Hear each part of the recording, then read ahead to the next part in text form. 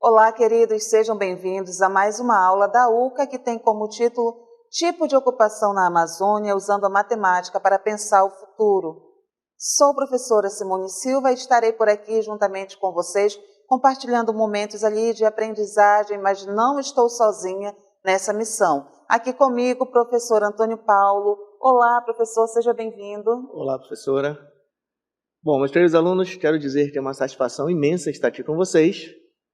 Aqui quem vos fala é o professor Antônio Paulo, também professor aqui da nossa UCA, Unidade Curricular de Aprofundamento, e vou trazer aqui para vocês um tema muito importante, aula de número 8, objeto de conhecimento, estudo gráfico de funções e taxa de variação de uma função, crescimento e decrescimento. Detalhamento, relacionar os comportamentos das variáveis que retratam a remuneração dos empregos formais e informais. Muito bem, meus queridos alunos, sabemos o que vamos estudar, então vamos à aula, né, professora? Exatamente.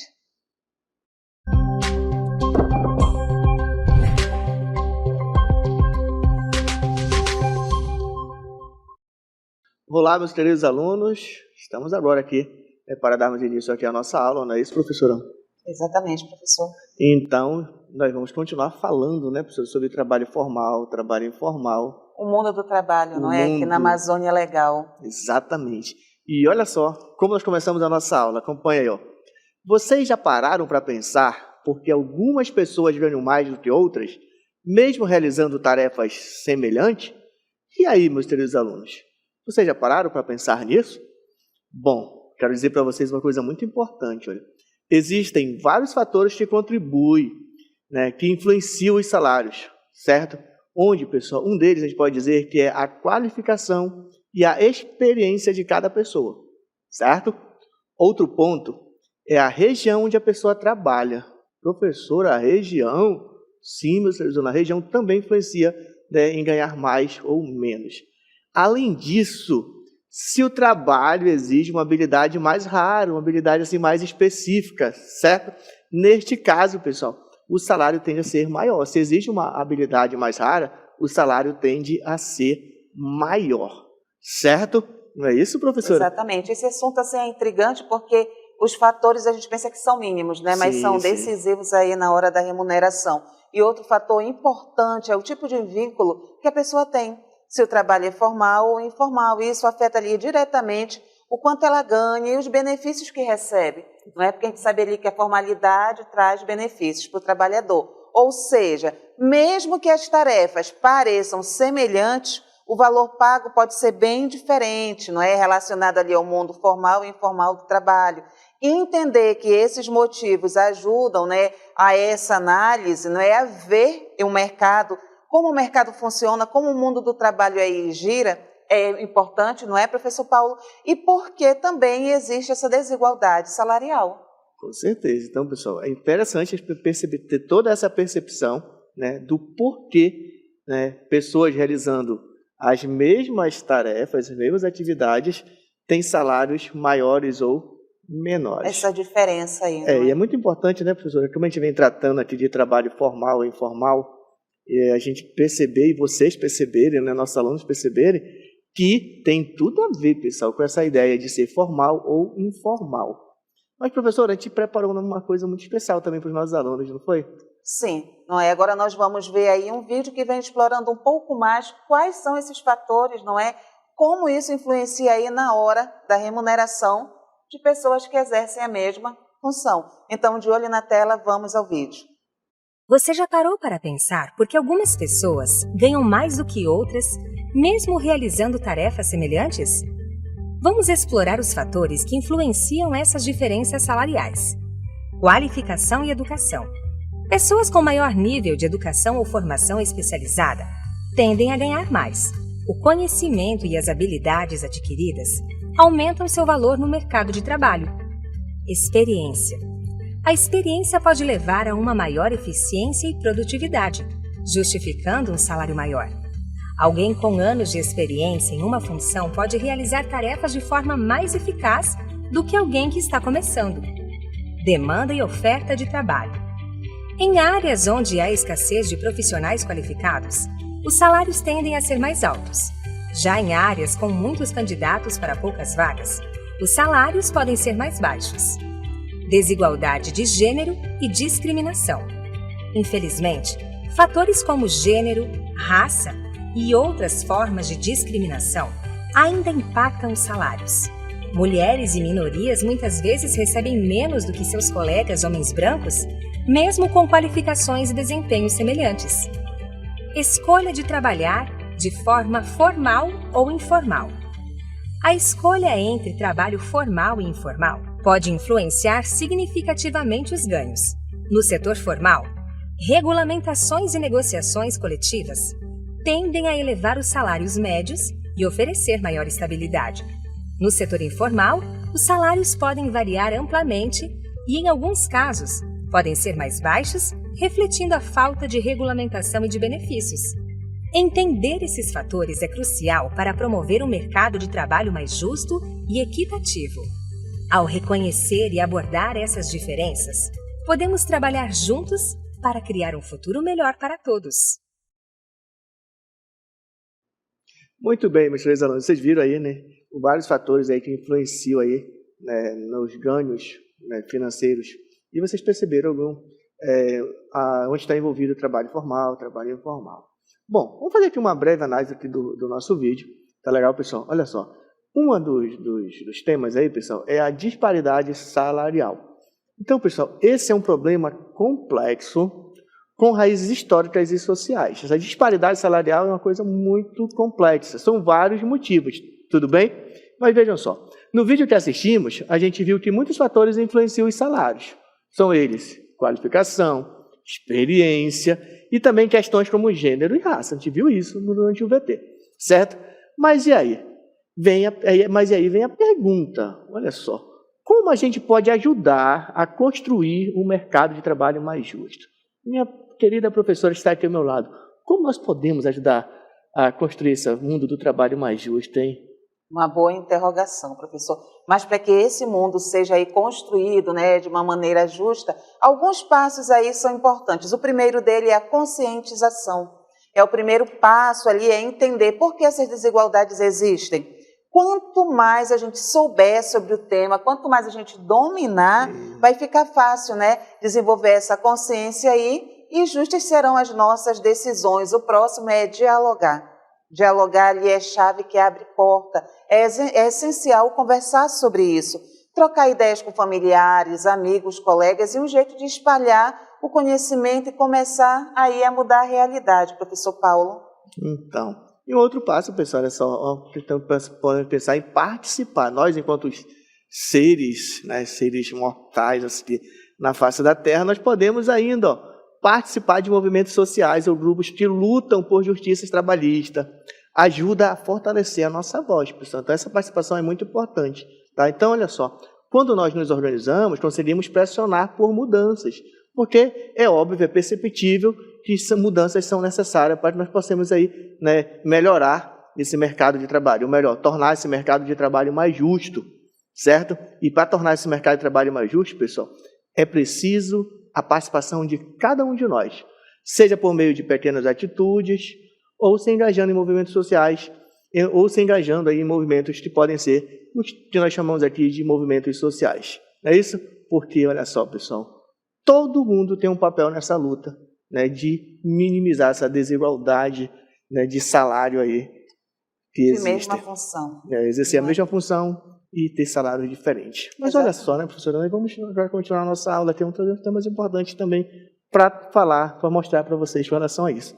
Lembrando, né, que a nossa UCA, né, tipo de ocupação na Amazônia, usando a matemática para pensar o futuro. Então agora é a aplicação ali da matemática na interpretação de dados, utilizando para isso o gráfico.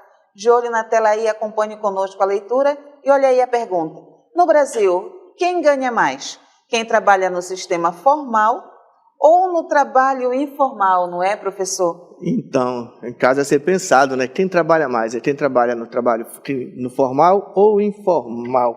Bom, meus queridos alunos, o gráfico que nós temos na tela, né, ele mostra a evolução da renda do setor privado ao longo de um período, comparando a renda de trabalhadores formais e informais. Pode fazer essa análise, professora, juntos lá, aqui então. para que nossos alunos possam compreender? Mas, professor Paulo, Sim. Antes de começar a análise, agora aí me veio algo que no dia a dia, quando você está conversando, geralmente se sai o seguinte comentário: ah, mas se eu estivesse trabalhando por conta própria, não é, que são os informais, eu estaria ganhando mais do que se eu estivesse aí com carteira assinada.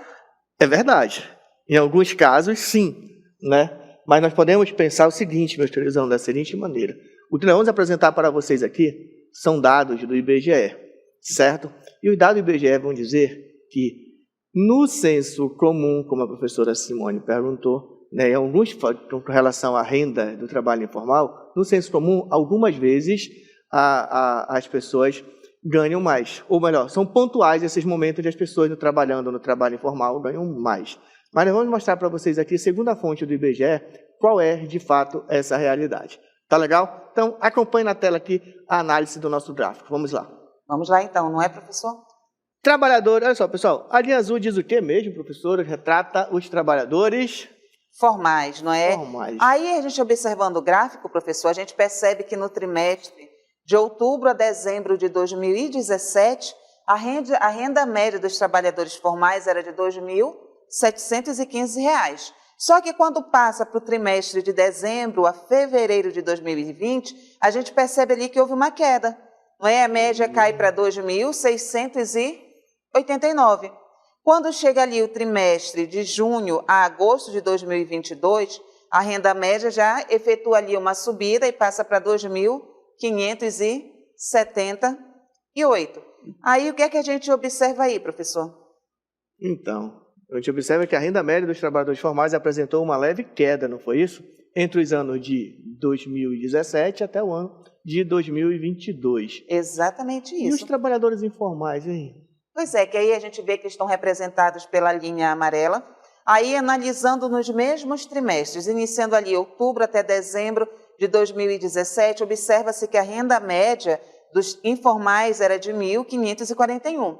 Quando ali avança para dezembro até fevereiro de 2020, se percebe que a média já aumenta, já passa para 1.769.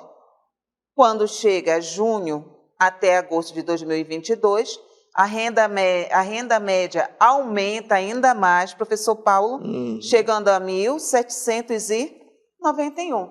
É um gráfico aí que vem demonstrando uma informação muito importante. Verdade, professor. Olha só, alunos.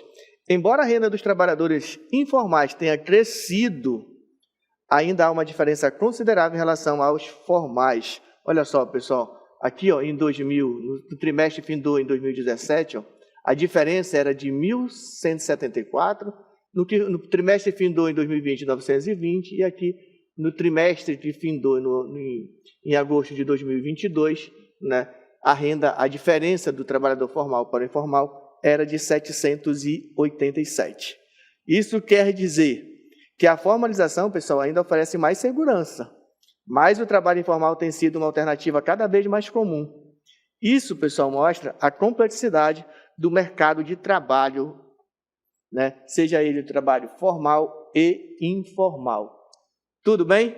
Bom, espero que vocês tenham compreendido a análise do gráfico aí, porque a gente vai continuar aqui, pessoal, analisando gráficos aqui para vocês com relação, né, a trabalho formal e informal. E interessante, não é, professor? Sempre se pensa que a matemática, aquilo que já foi colocado aqui, a matemática é aquela disciplina difícil, que é aí que vai me deixar retido na série, que eu não consigo entender nada. Nós vimos agora aí uma análise prática, uma aplicação prática, não é? Interpretando aqui dados, tanto de uma ocupação formal quanto de uma ocupação informal. Que se você não tiver aí o conhecimento matemático, não é um mínimo, você não entender o mínimo de gráficos, você vai ter aí um pouco de dificuldade para entender como funciona o mundo do trabalho. Muito bem, alunos. E agora nós vamos analisar aqui juntos a taxa de desemprego, certo? E vamos levar em consideração Brasil, Amazônia Legal e o Amazonas. Lembrando que essa análise, esses dados, Ele nos dá os dados do Amazonas separadamente da Amazônia Legal. Tá legal? Então, observa bem para esse detalhe. E aí, a gente vamos começar aqui a nossa análise, né, com relação à taxa de desemprego. Tudo bem? Vamos verificar aqui. Ó. Podemos dizer, olha só, de 2013 a 2014, ó, houve uma queda na taxa de desemprego, uma pequena queda na taxa de desemprego, certo? Bom, pessoal, esse gráfico que nós temos aqui, ele mostra a evolução da taxa de desemprego ao longo dos anos, tá legal? Comparando as taxas do Brasil, da Amazônia e do estado do Amazonas. Exatamente isso, professor. E interessante aí algumas observações sobre os dados que estão sendo mostrados. A primeira é tendência geral de alta e queda. A partir ali de 2014, se observa um aumento nas taxas de desemprego em todas as regiões. E esse aumento aí fica até 2017. Depois disso, observando aí o gráfico de linhas, há uma certa estabilização até 2020, que é seguida de uma queda acentuada de 2021 em diante. E aí teve um pico aí no desemprego, não foi, professor? 2021 aí foi a terrível pandemia, né, que o mundo viveu. Aí a próxima observação são as diferenças regionais. Nós temos aí representado o Amazonas, o Brasil e a Amazônia Legal. A linha laranja, que você vê que representa o estado do Amazonas, apresenta taxas mais elevadas de desemprego em comparação com o Brasil e a Amazônia Legal, especialmente a partir de 2016. Já a linha verde, que é referente ao Brasil, mostra uma taxa de desemprego que, embora alta em alguns períodos, como a gente visualiza aí, não atinge os mesmos picos do Amazonas. Mas já a linha roxa, que representa a Amazônia Legal, segue uma tendência aí similar do Brasil, com alguns desvios, especialmente ali entre 2018, 2019 e 2021, quando as taxas da Amazônia Legal são um pouco mais elevadas. Continuando ainda, outra observação que vale muito a pena trazer aqui à tona foi o pico do desemprego.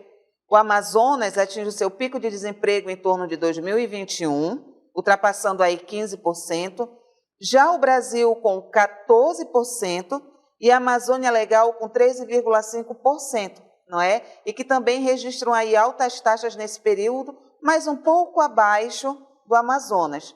Aí o que vale ressaltar também é a queda recente.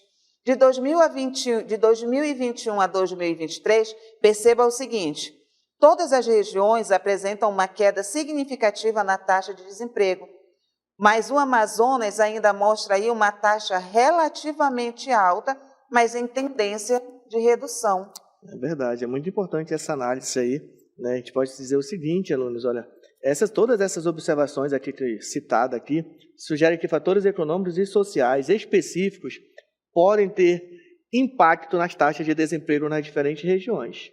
A queda recente do desemprego pode estar relacionada à recuperação econômica após a pandemia, além de políticas locais que incentivam a reabertura e o fortalecimento do trabalho, né? Essa queda que nós estamos falando relaciona justamente a partir de 2021 a 2023, que é exatamente o período pós-pandemia. Tudo bem?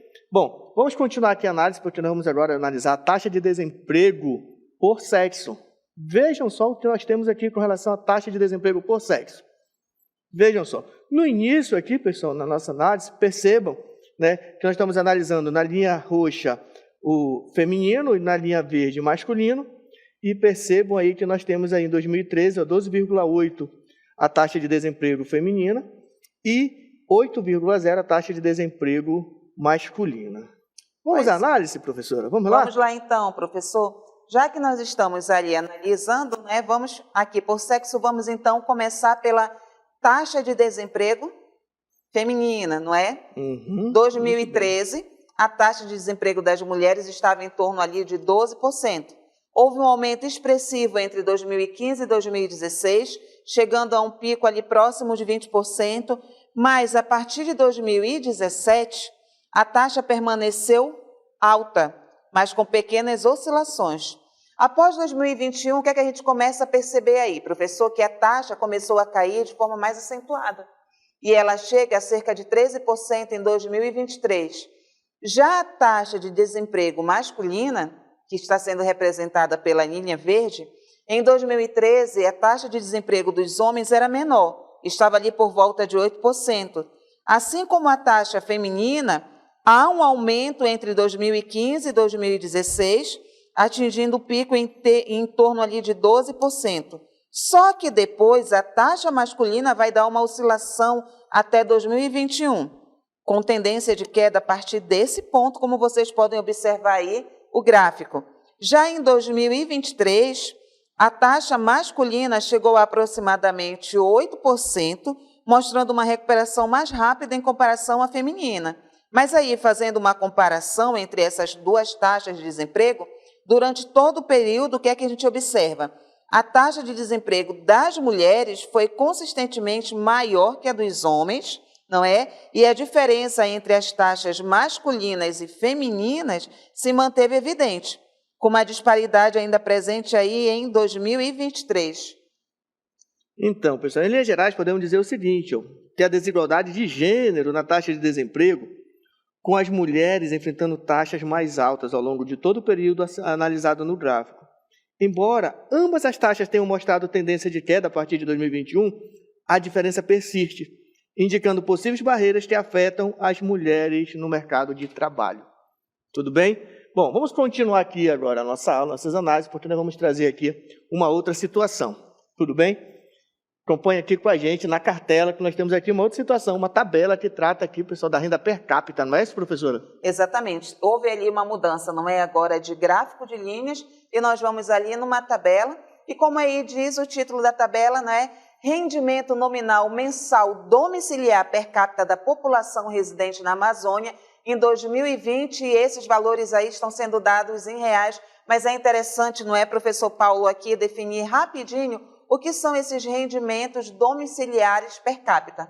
Então, não é isso? Esses rendimentos domiciliares são obtidos pela soma dos rendimentos do trabalho e de outras fontes recebidas por cada morador de uma residência no período referente à pesquisa. Já o rendimento domiciliar per capita é a divisão dos rendimentos domiciliares em termos nominais pelo total de número de moradores daquela residência. Então, e aí, alunos, olha só, professor. Observe na tabela que nós temos aí os valores dados da renda per capita, mas algo nos chama a atenção, não é isso, professora? Exatamente. Só fazendo aqui rapidinho uma volta, professor, ali na definição de renda, né, mensal domiciliar per capita, esse resultado aí encontrado, no caso, seria a renda por cada integrante daquela família. Exatamente. Não é? E no Amazonas, né, professora? O Amazonas aí... nós estamos aí entre os piores. Nós estamos aí com R$ 852 a renda per capita aí da população que reside e que moram no Amazonas. E fazendo uma comparação ali com o Mato Grosso, então, é uma 1.401, né, renda per capita. Quase o dobro, quase. Quase o dobro, exatamente. Bom, vamos continuar porque vamos trazer mais dados para vocês, ainda falando aqui de trabalho, do mundo do trabalho, trabalho formal, informal, tipo de ocupação na Amazônia. Acompanhe aqui na tela com a gente. Muito bem, alunos, vamos aqui então, né, realizar mais uma análise de gráfico. E agora, dessa vez, olha só, trata-se de pessoas ocupadas por posição na ocupação e categoria do emprego. Aonde? Na Amazônia Legal e o restante do Brasil. E essa pesquisa foi realizada no ano de 2019. Bom, professora Simone, vamos analisar, né? Vamos lá. Vamos comentar para os nossos alunos aqui? Vamos lá, professor. Então, sempre lembrando que a matemática ali usada como ferramenta não é a favor do futuro e nós temos que perceber que nesse gráfico, vamos estar analisando porcentagem aqui, não é, valores em percentuais e vamos aí analisar algumas categorias, professor Paulo. Vamos começar por trabalhador sem carteira, que está sinalizado aí na cor verde no nosso gráfico de setores, tudo bem? Na Amazônia Legal, nós tivemos aí em 2019 24,3%, em contrapartida de 41% no resto do Brasil, quase o dobro. Verdade, não é, professor? Né? Chegamos aí em trabalhador com carteira, tudo bem? Aí, olha o disparate, 3,6% na Amazônia Legal e 5% no Brasil. Servidor público e militares, professor Paulo, 27,7% aí na Amazônia Legal, a ocupação, e no resto do Brasil, 16,6%. Aí vamos avançar para empregador, Nós temos aqui na Amazônia Legal uma quantia boa de empregador, não é, professor? Sim, 10,5%. E no Brasil, 8,5%. Isso é um dado bom, né, professor? É um dado bom. A diferença, sim, para a Amazônia Legal, um dado bom, não é? Bastante A diferença empregador. não é tão gritante. Mas aí chegamos agora lá naquela fatia azul que representa qual grupo, qual categoria? Conta própria que contribui. Essas são aquelas pessoas que contribuem para o INSS, tá, pessoal? Trabalham por conta própria, são tipo de trabalhadores autônomos e contribuem para o INSS. No caso, 5% na Amazônia Legal e 8,4% no restante do Brasil, não é isso, professora? Exatamente. Quando a gente fala ali conta própria, né, a pessoa que vai lá e paga o INSS por conta própria é uma pessoa que está projetando o futuro. Porque todos envelhecem, se não envelhecer, às vezes por uma questão de saúde, precisa se aposentar. Não é, professor? É verdade. Então, quando a pessoa contribui, a pessoa sabe que ela terá direitos ali na hora da aposentadoria. Aí nós temos ainda, né, os que trabalharam com conta própria que não contribui. E é a fatia que equivale a 28% na Amazônia Legal e 20,6% no restante do Brasil. Mas, professor, esse amarelinho aqui, não é? Essa fatia amarela sinaliza algo para a gente. Conta própria que não contribui. Só voltando lá ao título, pessoas ocupadas por posição na ocupação e categoria de emprego. Conta própria são os informais, não é? E se ele não contribui, professor, tem um agravante aí. Não vai ter direito à aposentadoria, não vai ter direito aos benefícios do INSS. Exatamente, e aí mora um perigo justamente quando chega ali a idade de aposentar, porque se você não contribuiu, aí se você quiser ir pela aposentadoria, né, que o governo oferece, tem todo um trâmite que você precisa ali de tempo de contribuição, e não adianta pensar que se você pagar em um só dia, todos os anos, você vai ter a aposentadoria liberada na hora. Não, não é assim que funciona. Então, muita atenção para você que trabalha por conta própria, que não contribui, é hora de mudar aí esse pensamento, essa atitude, comece a projetar no seu futuro. Pensando em projetar o futuro, é importante você trabalhar por conta própria também, mas tem que buscar uma dita formalização, que é a contribuição. E no caso, no Brasil, a contribuição para o INSS. Exatamente isso, professor. E fica aí, não é a diferença entre a Amazônia Legal, a diferença não, a comparação. Então, alunos, agora nós vamos analisar mais um gráfico, vamos falar agora dos rendimentos habituais do trabalho na Amazônia Legal e o restante do Brasil no ano de 2019. Bom, alunos, temos aqui agora um gráfico de coluna, não é isso, professor? Exatamente, professor. E aí, nós temos as seguintes informações. Olha aqui, Amazônia Legal e o resto do Brasil. Aqui, ó, são as pessoas ocupadas, aqui setor formal, aqui setor informal e aqui domiciliar per capita. Olha o que diz os dados. Né? Ocupados na Amazônia Legal, 1.693, enquanto no restante do Brasil, 2.399. Setor formal, nós temos 2.418 e no restante do Brasil, 2.753. Continuando a análise, olha, no setor informal nós temos 1.001 pessoas no trabalho informal e temos 1.330 informal. E aí, continuando, renda domiciliar per capita, nós temos aí, ó, na Amazônia Legal nós temos 654 e no restante do Brasil nós temos aí 1.074. Tudo bem? O gráfico, pessoal, o gráfico evidencia a seguinte situação.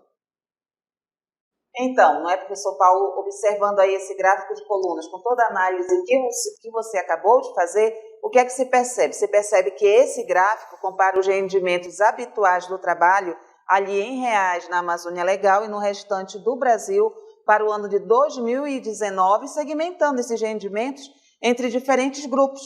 Os ocupados em geral, o setor formal, o setor informal e rendimento domiciliar per capita. Agora, não é? Vamos continuar para dar umas dicas aqui para vocês, hein? Acompanha aqui com a gente.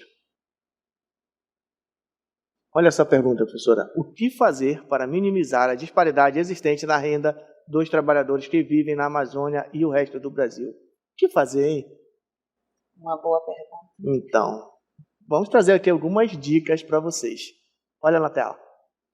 Primeira, invista na sua educação e capacitação. Então, participe. Para você investir na sua capacitação, você pode participar de cursos e oficinas gratuitas oferecidas pela escola ou comunidade. Isso aí, pessoal, é uma ótima maneira de aprender novas habilidades. Além disso, formar clubes de estudos pode ajudar você a se preparar melhor para o mercado de trabalho. Mas tem outras, né, professora? Existe sim, professor. Então, dando continuidade aí, não é? Vimos a necessidade de uma educação contínua, mas também seja um jovem empreendedor, crie pequenos negócios ou iniciativas na comunidade, como venda de produtos artesanais ou até prestação de serviços, para ganhar experiência e gerar renda. Então, tem mais uma dica para vocês ainda. Seja, ou melhor, use a tecnologia. É uma boa dica. Utilize plataformas online para aprender novas habilidades, e como design gráfico ou marketing digital. Use as plataformas online que isso vai te ajudar. Isso, pessoal, pode abrir portas para empregos formais, que é onde ganha melhor, vocês viram. Use redes sociais para divulgar iniciativas locais e conectar-se com outras pessoas interessadas em melhorar a comunidade. Então, hein? E aqui pegando o gancho, né? Seja um jovem empreendedor, seja empreendedor, use a tecnologia e se unir os dois, não é? Empreendendo aí na área da tecnologia, já que estamos vivendo aí vou usar o termo dependência, não é? De tecnologia, Então, de celular, de computador, de redes sociais, você com certeza vai fazer aí, vai ter uma boa opção, uma boa decisão e vai fazer a diferença. Então, meus queridos alunos, essa foi aqui a nossa aula. Espero que vocês tenham gostado, vocês tenham compreendido o conteúdo. E aqui a gente se despede, né, professora? Exatamente. Até o próximo encontro.